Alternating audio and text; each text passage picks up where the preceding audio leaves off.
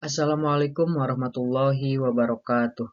Perkenalkan, nama saya Muhammad Abdul Aziz Muslim, mahasiswa program Ilmu Administrasi Publik Universitas Muhammadiyah Sukabumi. Baik, di sini saya akan sedikit menjelaskan mengenai Peraturan Presiden Nomor 21 Tahun 2016 tentang bebas visa kunjungan. Baik, kita langsung saja ke pembahasan. Di era kepemimpinan Presiden Jokowi, muncul kebijakan-kebijakan yang mengarah ke pembangunan pariwisata Indonesia. Salah satu di antaranya adalah kebijakan mengenai bebas visa kunjungan singkat.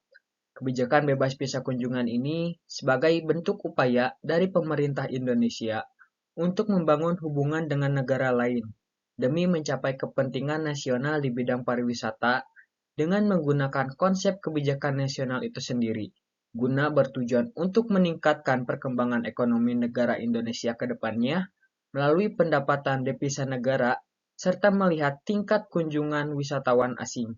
Seperti yang kita ketahui, negara Indonesia merupakan negara yang kaya akan keindahan alam. Nah, salah satu faktor inilah yang menyebabkan pemerintah Indonesia membuat kebijakan mengenai bebas visa kunjungan agar menarik wisatawan asing untuk datang ke Indonesia sehingga menambah pendapatan devisa negara.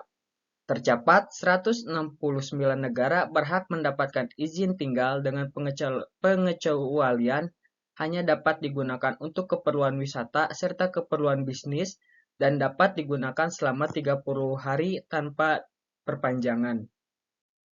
Ada sejumlah syarat bagi para wisatawan asing yang harus dipenuhi untuk mendapatkan izin mengambil bebas visa kunjungan. Menurut buku keimigrasian pada tahun 2011, ada 4 syarat, diantaranya adalah 1. Memiliki paspor dengan masa berlaku paling singkat 6 bulan.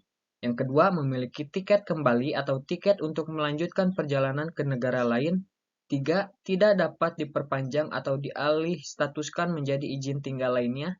Dan yang terakhir, melakukan kegiatan kunjungan seperti wisata, kunjungan keluarga, sosial dan seni budaya, tugas pemerintahan dan keperluan bisnis lainnya. Nah, pada slide sebelumnya kita membahas mengenai kelebihan dan manfaat dari kebijakan bebas visa ini diantaranya adalah untuk menambah pendapatan devisa negara.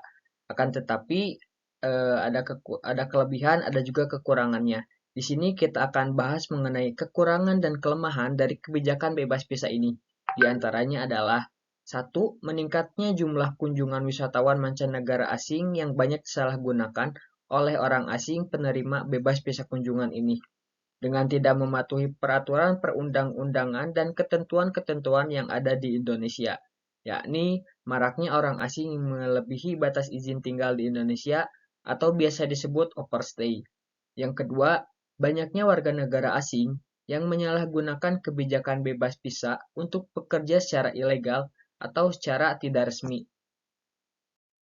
Nah, untuk dijadikan perbandingan mengenai kebijakan bebas visa ini, kita bandingkan saja dengan negara tetangga yaitu negara Malaysia yang sama-sama juga mengeluarkan kebijakan untuk bebas visa. Nah, negara Malaysia menerapkan bebas visa kepada 162 negara dengan masing-masing terdapat pengelompokan lama tinggal, tetapi warga Malaysia sendiri bebas masuk ke 169 negara tanpa perlu visa. Nah, sedangkan untuk negara Indonesia sendiri, pada tahun 2019 baru 70 negara yang bebas dimasuki WNI tanpa perlu visa. Jumlah yang jauh lebih sedikit dibandingkan daftar negara yang Indonesia bebaskan dari visa, yaitu 169 negara. Hal ini juga menunjukkan bagaimana posisi tawar Indonesia di mata dunia.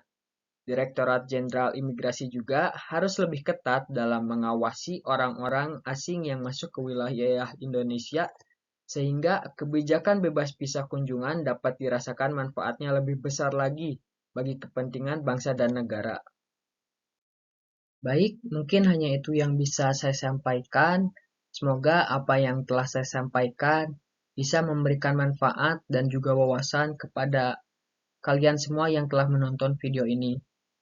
Untuk akhir kata, saya ucapkan terima kasih. Wassalamualaikum warahmatullahi wabarakatuh.